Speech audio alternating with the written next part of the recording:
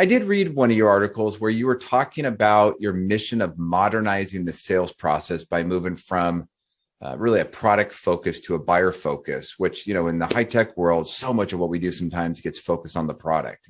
Absolutely. How do we move to more of a buyer focused process? A lot of sales organizations really focus on selling, right? And you think, oh, that's, what else would they be doing? But that makes you look inward. That makes you measure inward things, that makes you measure metrics that are related to activity and effort. You think about it, you've got a sales forecast or a sales quota.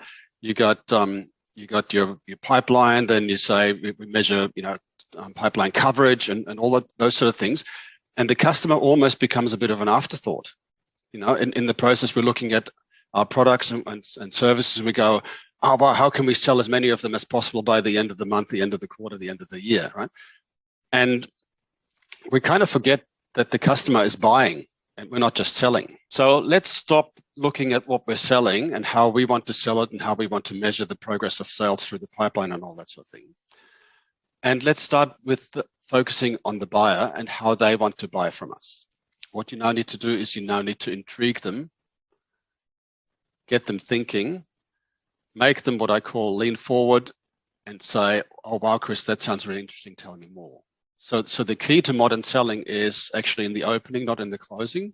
And I did a podcast either earlier this year or late last year that I actually called The Opening is the New Closing.